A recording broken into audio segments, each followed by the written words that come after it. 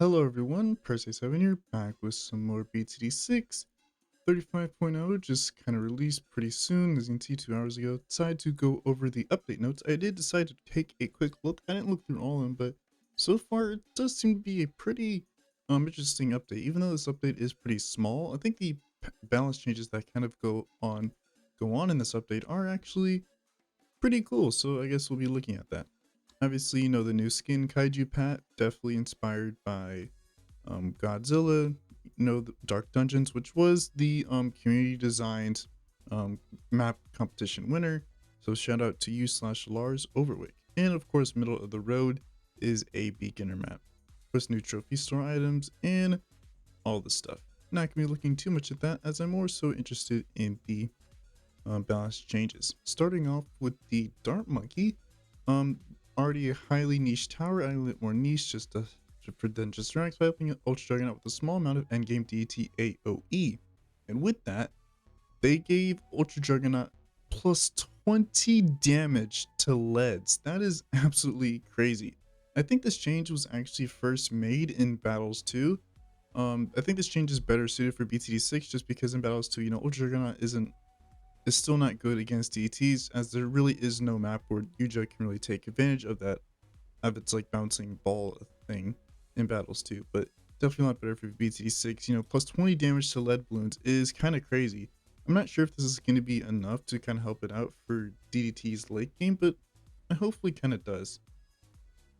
SMFC, multiple simultaneously ability uses, no longer limited to 10 maximum conversions. So we can see here, we're already fairly happy with SMSC abilities, but tier 4 feels clunky and outdated that the ability can only influence a max of 10 dart monkeys at a time when casting the ability multiple times quick succession for multiple tier 4, so we're removing that limitation. So I believe what this basically means is that if you have like 2 SMFCs, I believe this means you can have up to 20 max dart monkeys. Not 100% sure, I didn't test this out obviously, but it does sound like, you know, since you're no longer capped at 10, if you do have multiple SMFCs, you can have more than 10 dart monkeys that are converted. So I think that is pretty cool and is pretty nice. And of course, they did give Juggernaut some extra ceramic damage, which I will always take any day of the week. Moving on to the bomb shooter. On close inspection, recursive cluster has been hitting Pierce in the 100s, far more than likely intended first, so we're pulling it back on this and adding some fortified bonus to cancel out the large weakness. And so recursive cluster, the Pierce multiplier was reduced from 6 times to 3 times. I think now it gains plus 1 damage to fortified, and bomb blitz gains plus 5 damage to fortified. I still think recursive cluster is still going to be pretty good for, like, you know, rounds like 63. It just won't really be as good, which I think is, you know, that's fine. You know, recursive cluster has already been so good. Despite the bomb blitz, I don't think it will make it viable or not viable. I don't think it will make it meta. But hopefully bomb blitz will see a bit more action, as this is a pretty I don't really say underrated. It's just a tier 5 that just isn't used at all. Glue Gunner. This is the change that surprised me the most. We were unsure this rework would make it in at all until late, and didn't want to mess around too much further before release. We plan to make it further refinements to the numbers in order to bring power properly in line with what we like. However, the long-awaited mechanic rework for Relentless Glue and Super Glue is here. We feel like it is a promising start. Relentless Glue now brings some AoE stun on layer popping, and Glue Track Puddles has been reworked into a DPS enhancement for Top Path Balloon Solver instead of a hyper niche bottom path stalling bonus. The more ceramics, the merrier. Glue Gunner has also had a number of Pierce changes aimed at improving middle cross pathing while avoiding improving Moab Glue. We've already found interesting uses for top path changes, so keen to hear about your cool use cases. Bloon Sour, upon destroying a balloon, now drops puddles of acid on the track that deal 1 pierce of 20 damage of whatever hits. Dramatically lower the damage to increase pierce to help the cross pathing of the pools. Glue Spatter was reduced. Glue Hose was reduced. Glue Strike price was reduced. Glue Storm duration was increased.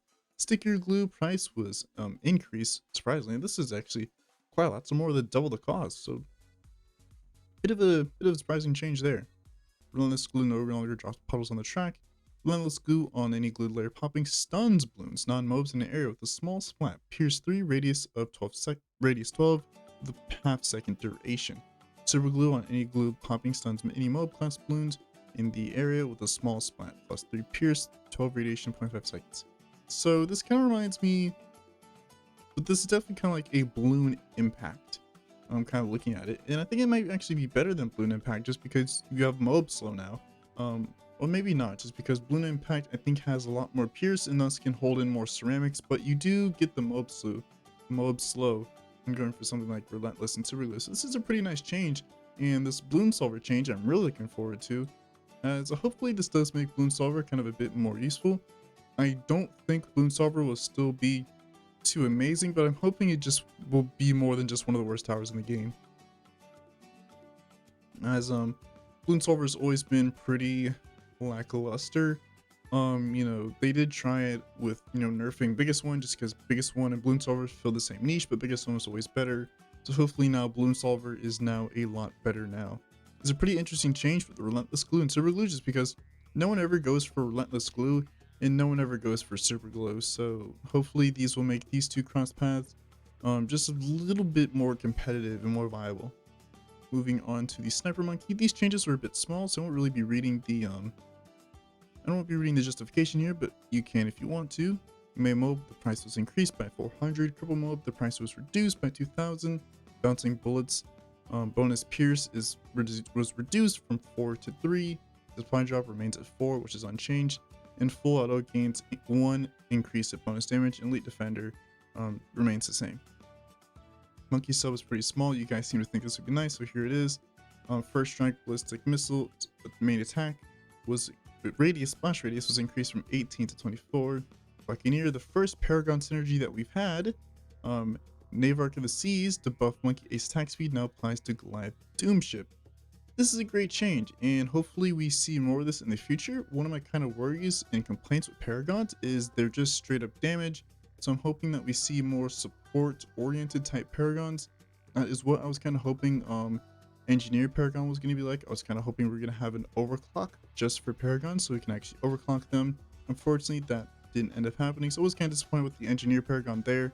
I still am a bit disappointed with Engineer Paragon, but yeah, Paragon synergy, I think this is pretty cool, and hopefully we do see more of this in the future, just because if not, you know, if each Paragon just ends up being crap tons of damage, we'll just end up going for the strongest Paragons, and other Paragons that don't do a whole lot of damage will just kind of be left in the dust. Monkey Ace Goliath Doomship price increased. I agree with this at all. I completely agree with this. Doomship I felt was incredibly strong. If you didn't see my video, I was actually able to beat like elite Bloonarius with double HP, mind you, with just Goliath Doomship, which I think is completely busted. I don't think any Paragon should be able to do that. So price increase I guess is fair. This will make it a bit harder to get a higher degree. Heli pilot is getting buffed.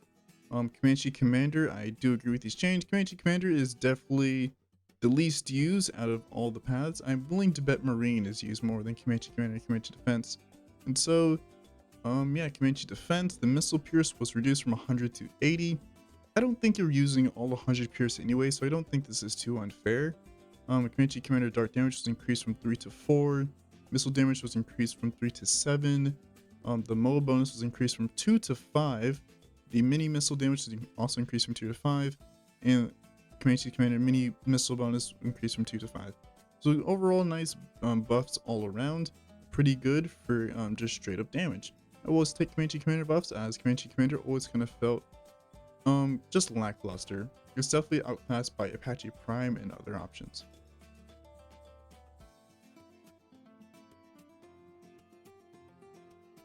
Dartling Gunner. While admittedly difficult to handle at tier 3, the recent changes made to attempt to give Buckshot an easier growth into bads overall backfired and were a failure. Looking back, difficult tier 3 required attention but was still not bad if used correctly, and the improved handling at tier 4 is far worth this effort at the end. That seemed fine up before, we didn't know how we liked this, we ended up walking back those changes we have to admit when we miss, and thanks for continued discussion on bottom path. Buckshot Piercer was reduced from 6 to 4. Bad's cost was reduced from 16,000 to 12,000. That's a huge price decrease. Then Bez cost was also increased, I guess, to kind of compensate. I mean, it is an interesting change. The decrease in Pierce is definitely going to be a hard hitter. Reducing the Pierce from 6 to 4 means that it's a lot easier to kind of Pierce cap Baz, and I think it'll struggle a lot now against rounds like 78, 63, 76, all those hyper dense rounds. Price decrease, I guess, are pretty cool.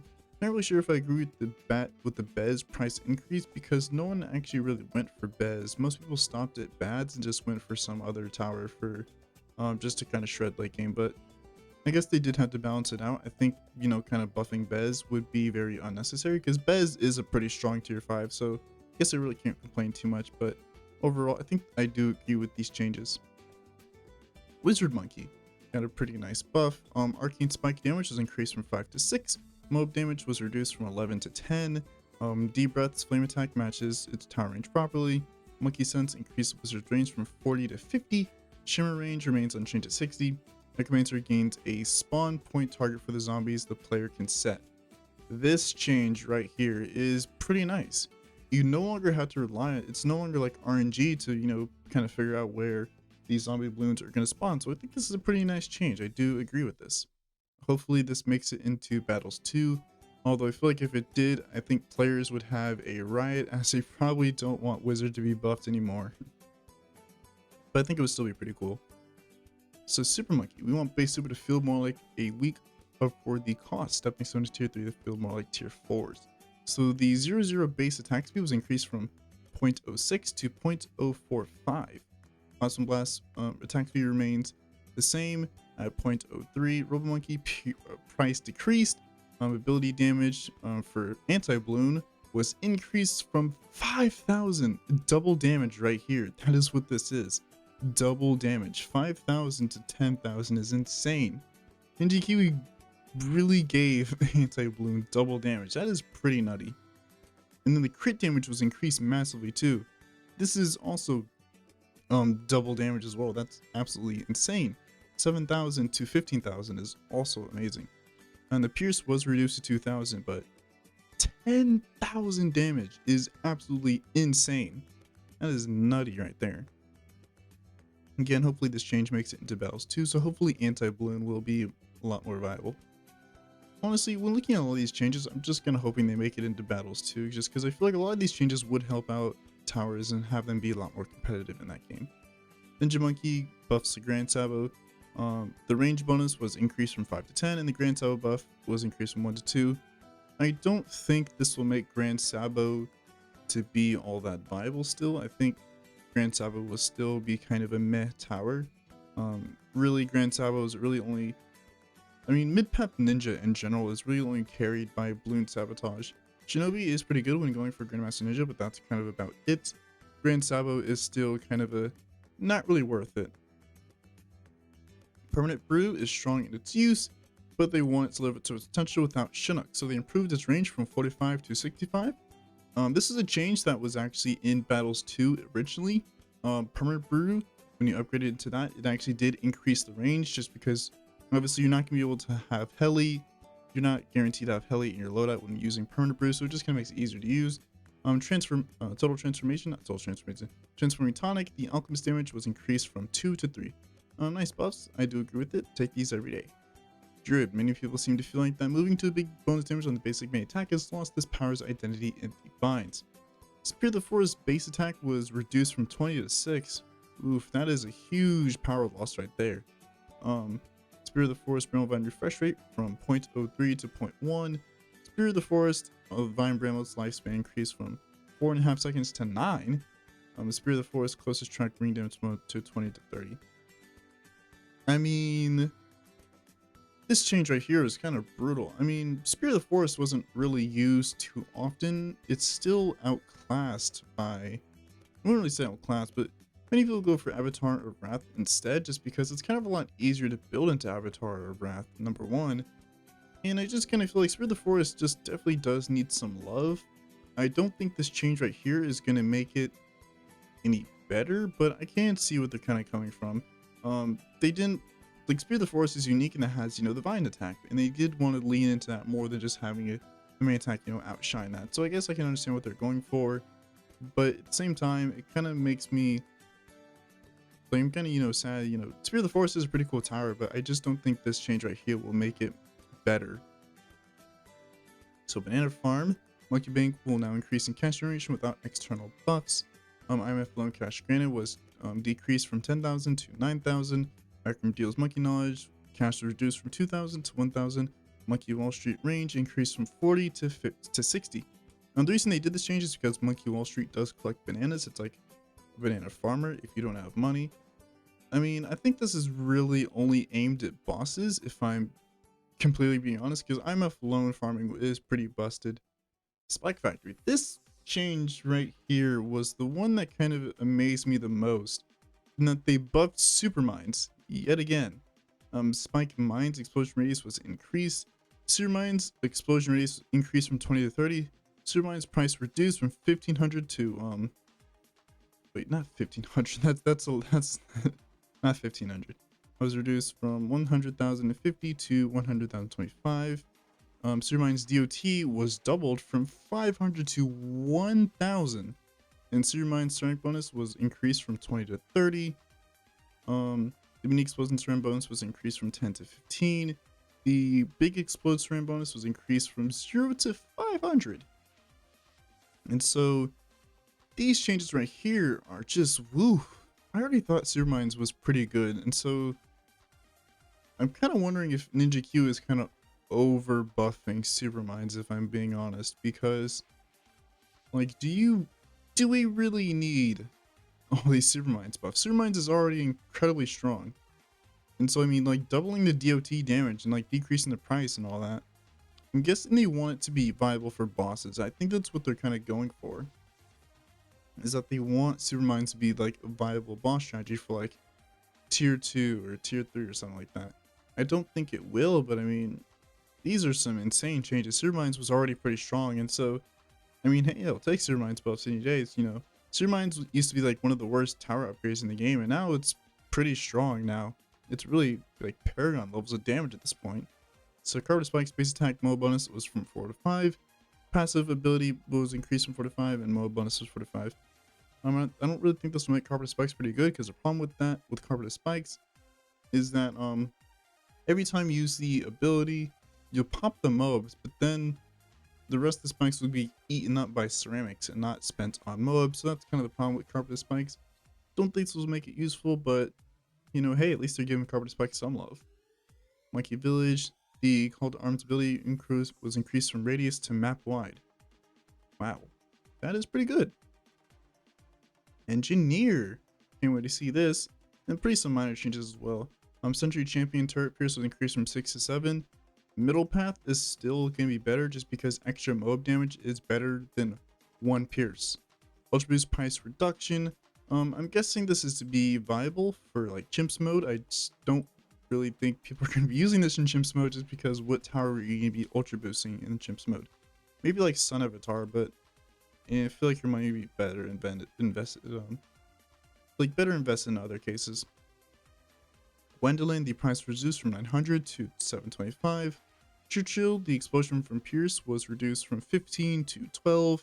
Pat Fusty, the knockback Pierce was reduced from 10 to 8, and the Pierce was also reduced from 20 to 16. Brickwell, her price was increased from 750 to 900. I'm assuming this is to nerf Pirate Lord, an indirect nerf to Pirate Lord.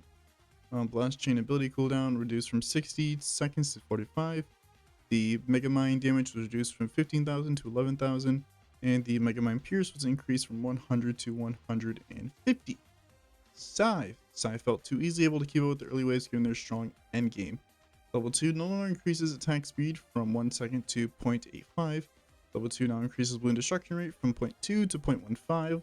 Level 5 no longer increases balloon destruction rate from 0.2 to 0.15. Level 5 now increases attack speed from 1 second to 0.85. Geraldo, we just want to give some quality of life.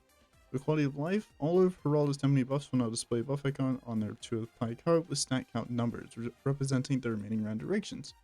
This is a pretty nice change. Lich boss. Ooh, interesting.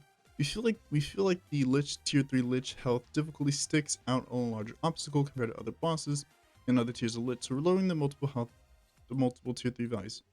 Tier 3 Lich health was reduced, mini Lich health was reduced, tier 3 Elite Lich, yeah, so they just kind of nerfed tier 3 Lich. I do kind of agree with this just because tier 3 bosses were always a lot harder than normal, and I felt like tier 3 Lich in general was pretty difficult to beat. Bleed Bloonarius. Bleed Bloon's effect becomes heavily outscared in the higher elite tiers, dissolving into the stratosphere before having a meaningful effect. Tier 4 Elite Bloonarius Bleed changed 25 ceramics to 12 Moabs. 25 Tier 25 Elite Bloonarius Bleed changed to Moabs DTs.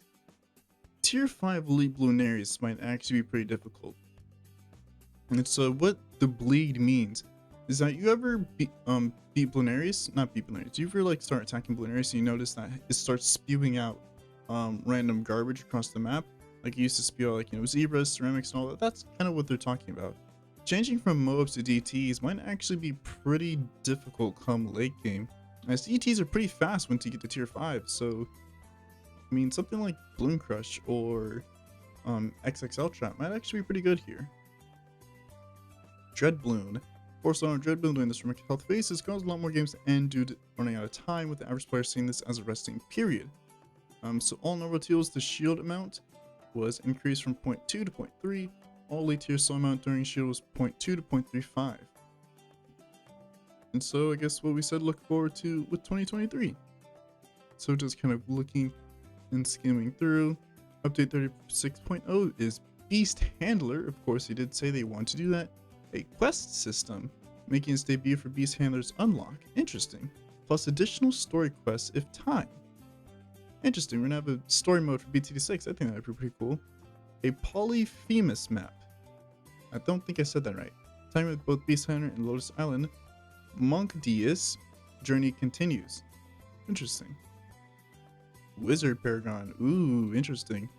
There's simply too much art and testing out to put a new monkey tower and put a new Paragon on the same update, so Wizard must wait until update 37.0.